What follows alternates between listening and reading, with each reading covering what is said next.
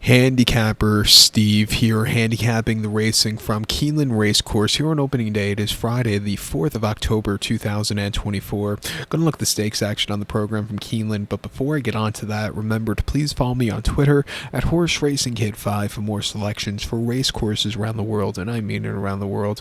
Let's look at the stakes action from Keeneland races 7 through 9, all conveniently packed in an all-stakes pick 3. 7th race from Keeneland, it is the Stoll Keenan Ogden Phoenix Stakes. It's a grade 2 event going for a $350,000 purse, race for 3-year-olds and upwards here.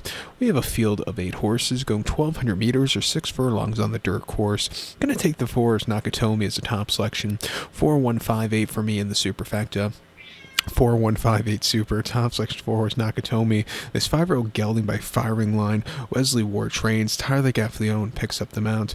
The horse's most recent appearance came in the Alfred Vanderbilt Handicap Saratoga. 6 furlongs on the 27th of July, and he won by 1.5 lengths that day. And the old man freaked that day. Tied a career best 105 buyer. He stalked all the way around the racecourse with a good pace in front of him. He quickened up nicely off of that, and he went away with it. First start from the Middle East, also off the bench. That was impressive. He's coming here to Keeneland today, where he likes running on this course, 5 for 3.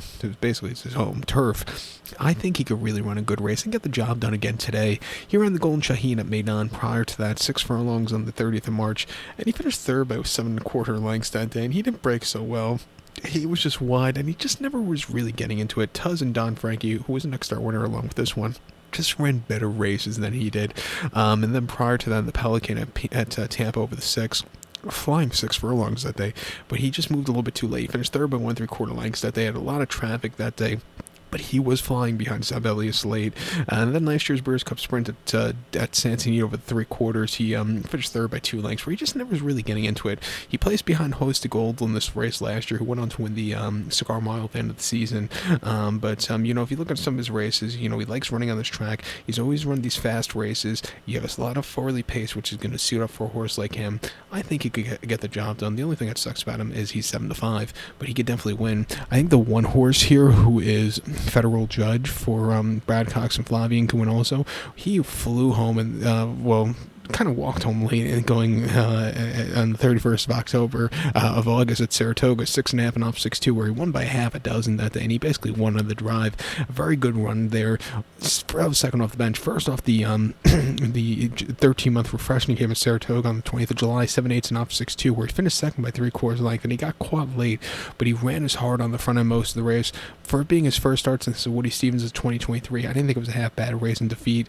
That Woody Stevens Stakes in 23 at Belmont over the 7, he finished fourth by 9.75 lengths that day, where he was just wide, just never getting the turn of foot. But he broke his maiden, won against his first against winners at on the 6th of May at Churchill of 23, and broke his maiden on at Oaklawn in April 23 quite easily. Refreshing here, training well at 3-1. It wouldn't surprise me if he steals it. Also, I'll use him in this pick 3. But to recount my selections for the 7 from Keeneland, now it's the Phoenix Stakes. Going to take the 4 horse Nakatomi. Give kudos to the 1 horse Federal Judge. 4158 Super, 4-1 in the multi-race. Let's get to the 8th event now from Keeneland. What is the Jessamine Stakes? It's a grade 2 event going for a purse of $350,000, race for 2-year-old fillies. Field of 16 horses entered, but only 12 could go 1,700 meters or a mile 16th on the turf course. Gonna take the 6 horse Destino d'Oro's top selection, 6279 for me in the superfecta. 6279 Super, top selection 6 horse Destino's d'Oro. This 2-year-old filly by Bolt d'Oro, Brad Cox trains. Flavian Pratt gets the mount. The horse's most recent outing and only outing came in Kentucky Downs in late August, a 1 mile main special weight for 180,000, just as measly 180,000, running this race for 350 today. So he won by 2.75 lengths, and he closed up from nowhere that day. He was a little bit wide late, but when he got the lead, he basically waltzed home. That was a very good run. He's coming to a more leveler course here today. Off of his workout patterns, he looks like he has some forwardly pace. It wouldn't surprise me if they get him a little bit closer than he was last time out. And if he does that, I think he can really run a good race. Brad Cox, with 2-year-olds has great numbers, especially when they win their last start. Also, this horse is training well on this track. Half-mile drill on Monday and 48 and a 48 flat and a 48 and 1 workout the week prior at Churchill. So, like I said, I just think he has some speed here. He's bred for this trip. I think he could get a run. I'm going to use him on the ticket. I think the 2-horse Isle of Capri for Brendan Walsh and Tyler can win also. He won on the front end going 6.5 in the main specialway. Kentucky Downs back on the 11th of September, winning by 4 lengths. He drew off clear. That was a very good run.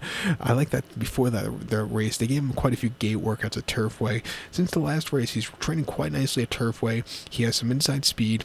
He's, which is always good on this course. He's probably going to save some ground. I'll give him a shot on the ticket. Even the 7-horse Ballerina d'Oro for Chad and Jose Ortiz. His buyers have come down a little bit low since his most recent race, but, he's got around the race course well. Even the 2-year-olds early on, it's still early on in the season, they could jump up quite a few buyers to beat these horses.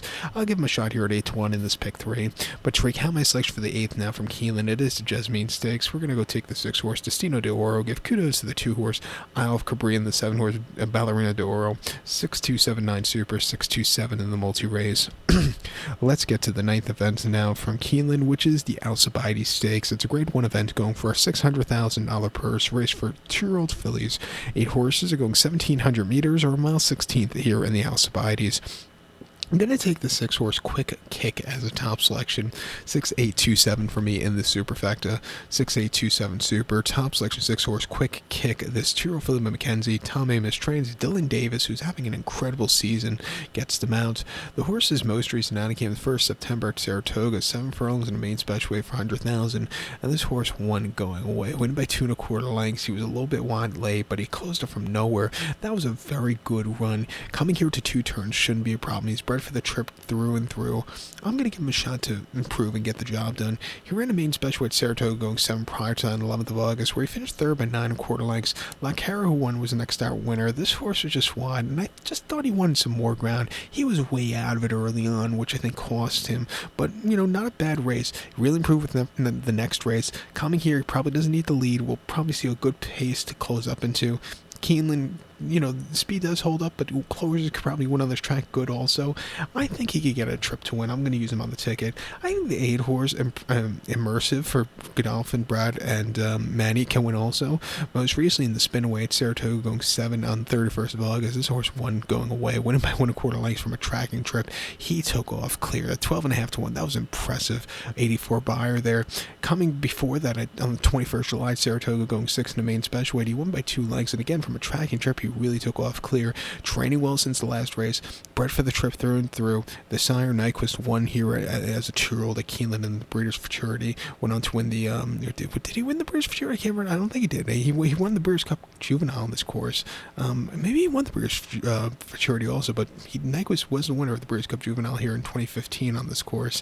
But coming here today, I think this horse could win also. And even the 2-horse Sherbini for Mark Cassie and Florent Giroux. One debut at Churchill going 5.5, came back to run a decent place in Schuylerville and a decent 3rd in the spin away. Definitely improving with the buyers.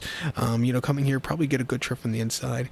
I'll give him a shot here. I still think from the inside he'll probably get a more forwardly trip than he was getting in his last 2 races at Saratoga, where he just wasn't into it early on.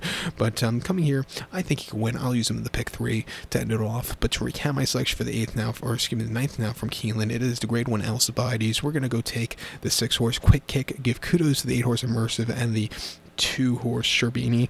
6827 super, 682 in the multi-race.